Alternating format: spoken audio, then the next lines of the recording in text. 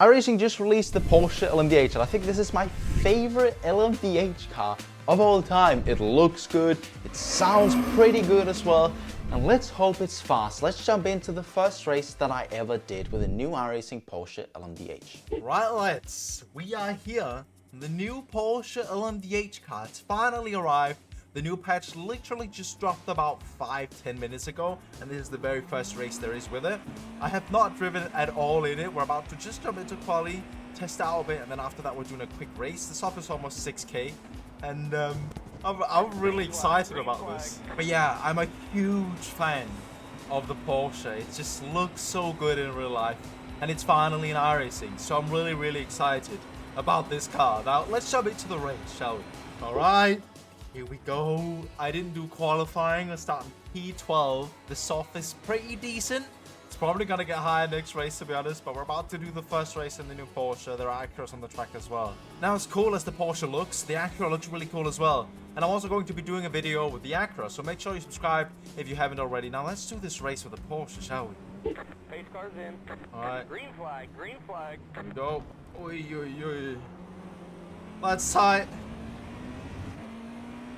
That was a really bad time to have the green flag, wasn't it? It's fine. It's fine.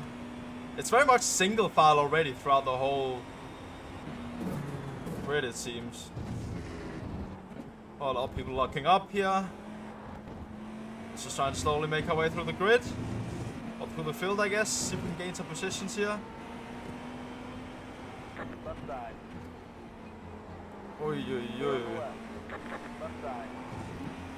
Clear on the left. 2x2 all the way. 3 wide into Tetru's lights. Stay on the right. What is going on here? Oh, crashing. Right side. Oi, oi, oi. Stay on the left. That lost us a lot of time. Right side. We survived it, I guess. My initial reactions on this is that it drives pretty nicely, to be honest. It definitely drives a bit differently from the other LMDhs, from the BMW and the Cadillac, but I really like it.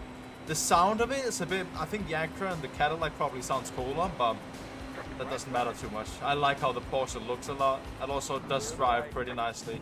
Let's see what happens up here. If we can try and catch up. A little lock up there as well.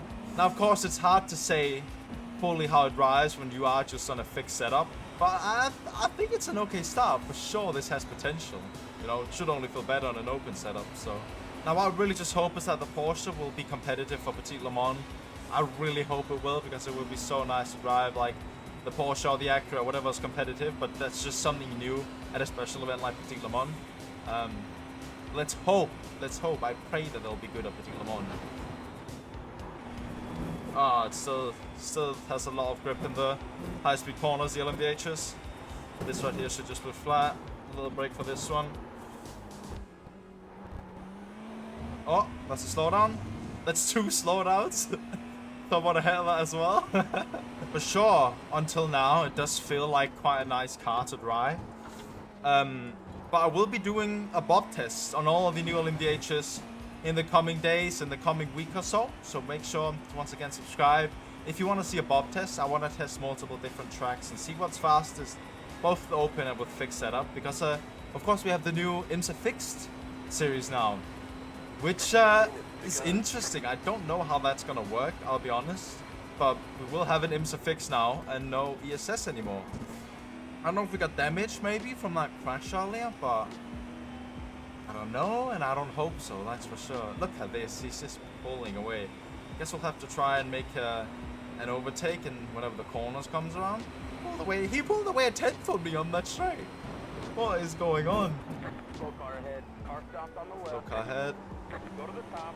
Oh, it's a Porsche spun around. Left side. Cadillac ahead, almost spinning. Left side. Stay on the right. Let's see now. If we're able to keep up with this guy on the straight, or if he's going to start pulling on us now. Maybe we have damage. Look at that, he's matching us now on the straights. We should get him into here though. We have the inside line. There we go. Oh, actually, we're catching this guy ahead quite a bit. 0.9 now. Trying to absolutely send the 4 chicanes. Gained a couple tenths there. Yes, yeah, we're within the slipstream now. This is sketchy. I'm over the top, man. I'm happy this car's finally in iRacing. Now, it looks like there's a bit of a potential for a little battle here. Got 3 drivers. Now, I don't want to say this, but I don't know. I think that Miles gave up some top speed damage, the little crash on lap 1. Because I don't feel like I have a chance to keep up with these guys on the straights at all. Here he goes for the overtake. No, not quite yet. He's waiting around. Now, one thing that I figured out as well is that this car apparently has like 13 ARBs on the front and 16 ARBs on the rear, which is quite a bit more than what we had in the, or what we have in the Cadillac and the BMW, where it's a maximum of 5 ARBs, ARB settings on the front and the rear. But this one, 13 and 16, which means there's a lot more adjustability. I also know that in this setup you can adjust the third, the third spring dampers, I think. I haven't actually looked into it too much. I just read it very, very quickly. But that means that there's a lot of setup customization available for this car, as it looks like someone's gone a bit offline right in front of us. But yeah, that makes it really interesting because we sort of have to learn some new setup tactics now. Can we get an overtake down? Nah, not quite. Listen to the sound of the Acura though. That does sound good, doesn't it? Oh, what a lunge down the inside that was. Let's try this. Right side. Oi, oi, oi. Stay on the left. Onto the gravel. No, we need the slipstream. Let's see Stay on the this. left. If he'll be able to just pull away from us now, what's gonna happen? Stay on the left. He's just pulling away from us into the braking zone. Oh! And he's outbroken himself. Come on, surely. Left side. Ooh, close to rejoin. Ah, now we've lost the slipstream to the guy ahead. God damn it. But I think one thing that makes me just so excited for this car is the overall beauty of it. And also that, you know, watching this car at Le Mans was pretty cool. It looked pretty nice. I got some really good pictures of it at Le Mans, I remember. As an example, this one into the Porsche curves. I really like looking at it. Also, it has some really nice visual features. Like the rear light just stretches across the whole body width of the car, which I think looks really, really cool. And I think that's also one reason why I'm so excited in general about this car. Now, let's say that you are considering buying it, but you haven't actually bought the new Porsche yet. Would I recommend it? If you are a fan of the LMDh class, the Le Mans Hypercar class as well from WEC, I would for sure recommend buying the Porsche. It's the only one of the LMDhs apart from the Cadillac, which we've already seen compete in WEC. Of course, the BMW will be coming to WEC in real life soon as well, and in 2024. But until now, this one, as well as the Cadillac, has been the only cars that we've sort of got to see drive at Le Mans, and I think it's really, really cool. Personally, if you ask me, I think the Porsche is worth it. Final time of this race, and the Porsche going through the Porsche curves, coming through to karting right here.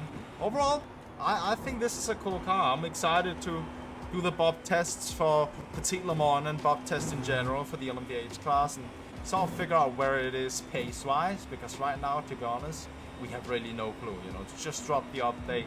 But I'm really looking forward to Bob testing this and hopefully just driving this if it's on pace as well. And yeah, that is about it for the first race. P7 in the end. I guess that crash on lap 1 didn't really help us out. It didn't, but I think it was fun. Thanks for watching. Ticket